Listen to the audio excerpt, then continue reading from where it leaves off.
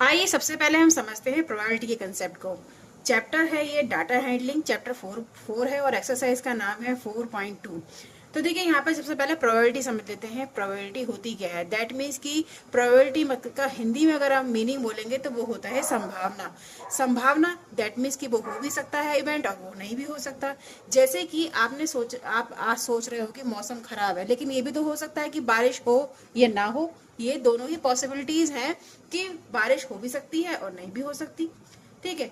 अब जैसे मान लीजिए आपके पास सिक्का है, सिक्के में एक तो हेड होता है, ठीक है, एक तो हेड होता है और एक टेल होता है, यानी उसके फ्रंट पर हेड और पीछे की साइड में टेल होता है।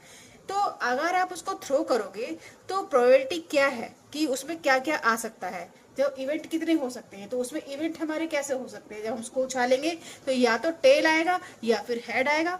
लेकिन अगर हमारे पास दो सिक्के हैं और दो सिक्के हम एक साथ उछाल रहे हैं तो फिर उसमें जो इवेंट होंगे वो कितने होंगे?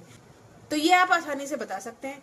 जैसे कि अगर दोनों ही मान ले, दोनों ही सिक्कों में उछालने पर हो सकता है कि दोनों में ही हेड आ जाए, या फिर दोनों सिक्कों को उछालने पर उसमें एक में हेड आ जाए और एक में टेल आ जाए, या फिर दोनों सिक्कों को उछालने पर पहले सिक्के में टेल आ जाए और दूसरे सिक्के में हेड आ जाए, या फिर ये भी हो सकता है कि दोनों सिक्कों को एक साथ उछालने पर दोनों में ही टेल आ जाए।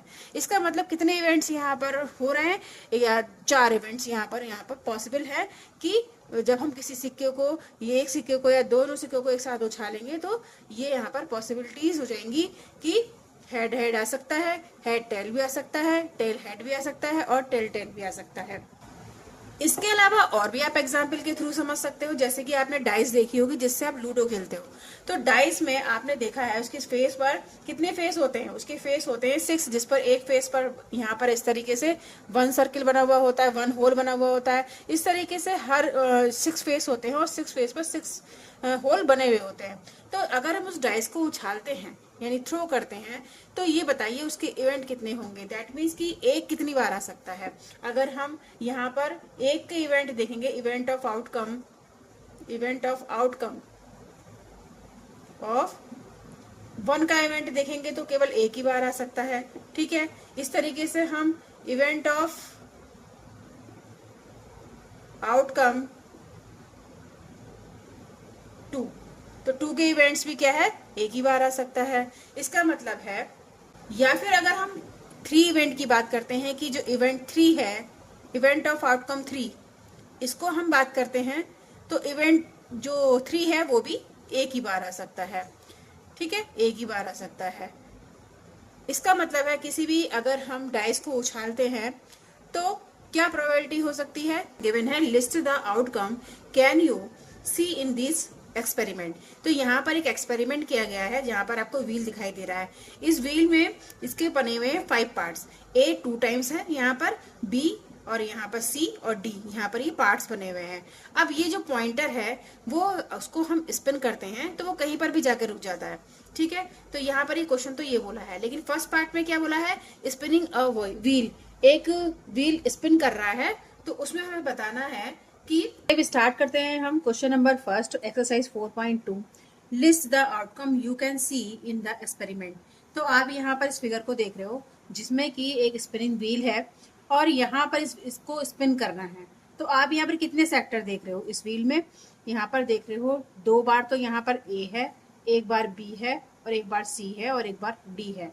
जैसे मैं यहाँ पर अगर आपको फिगर बना के दिखाऊं तो यहाँ पर आप देख सकते हैं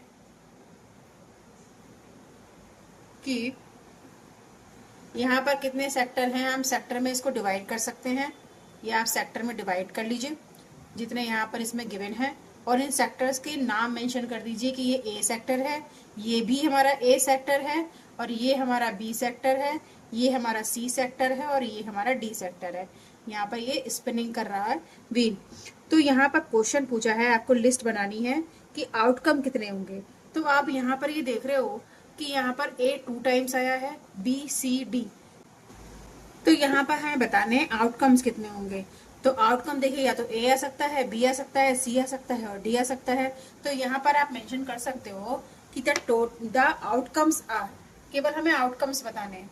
the outcomes are A, B, C और डी। तो यहाँ पर ये 4 आउटकम्स आ गए। सेकेंड क्वेश्चन इसमें क्या कहा गया है कि टॉसिंग द 2 कॉइन्स टुगेदर। आपके पास 2 कॉइन है और आपको उसे थ्रो करना है।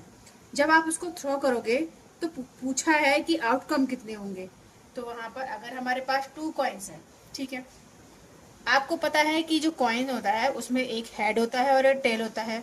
अब हमें उछालने हैं यहाँ पर 2 कॉइन। अब इन दोनों कॉइन में पॉसिबिलिटीज है, क्या हो सकती है, आउटकम कितने हो सकते हैं।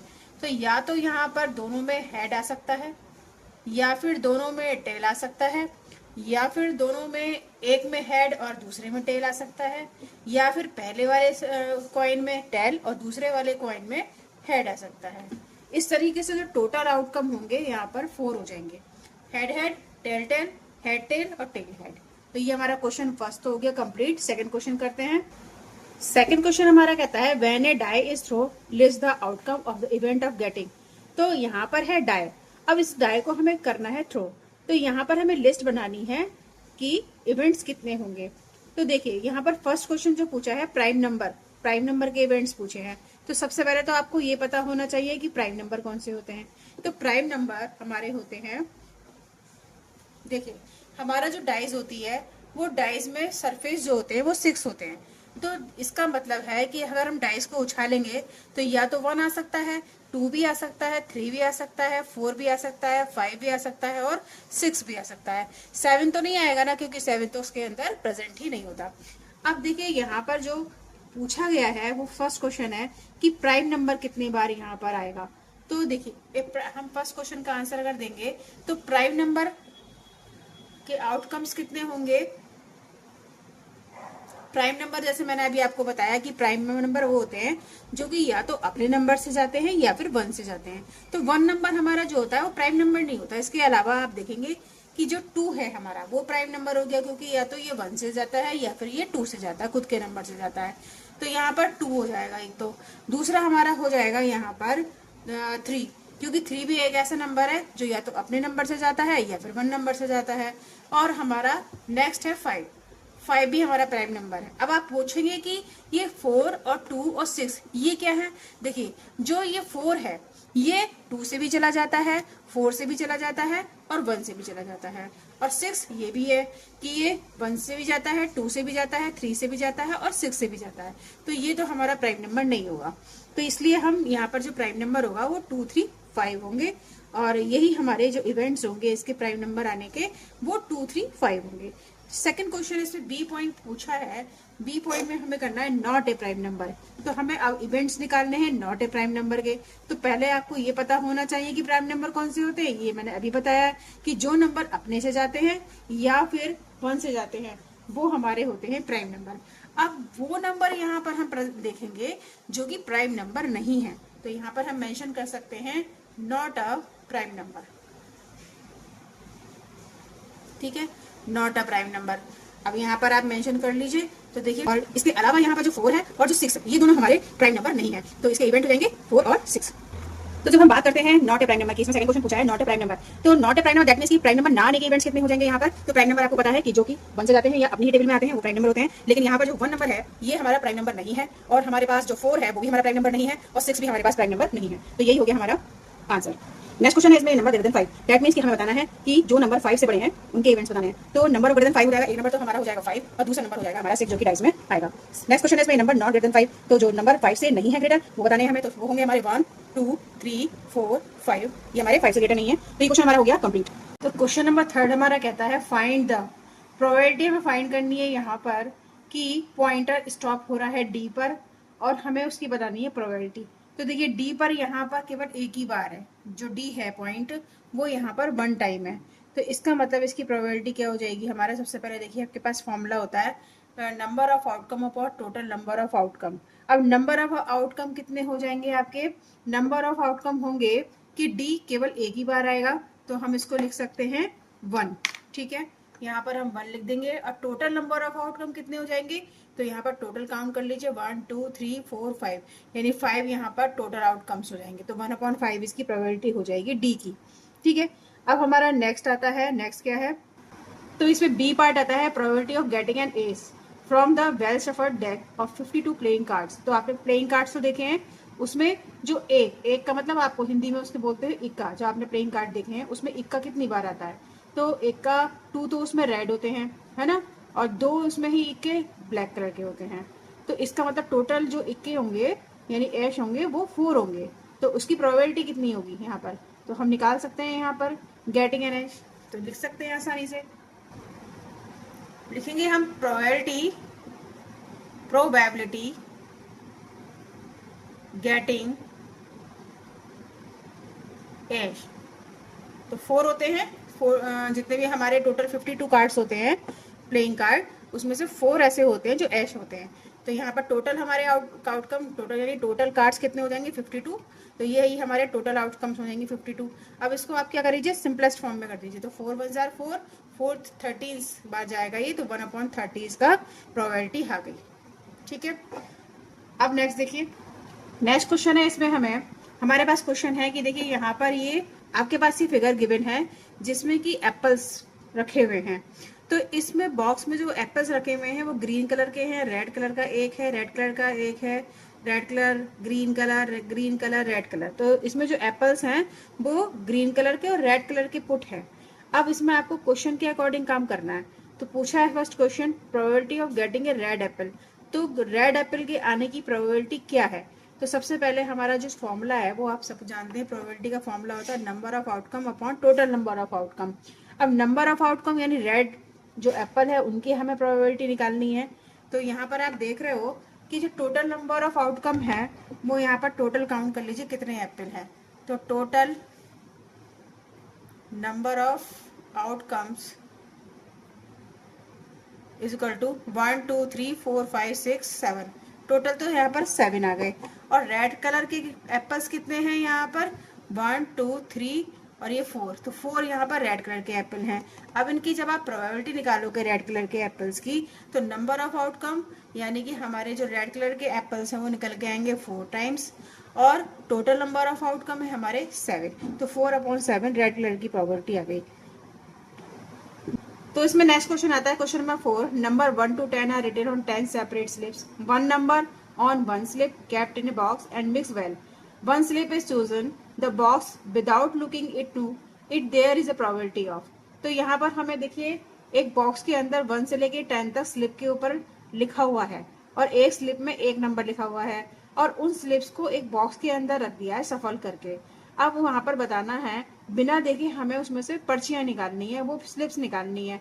तो यहाँ पर क्वेश्चन पूछा है फर्स्ट वाला, गेटिंग ए नंबर 6। जो 6 आएगा वो आपको उसकी प्रोबेबिलिटी क्या है, 6 नंबर की प्रोबेबिलिटी क्या है।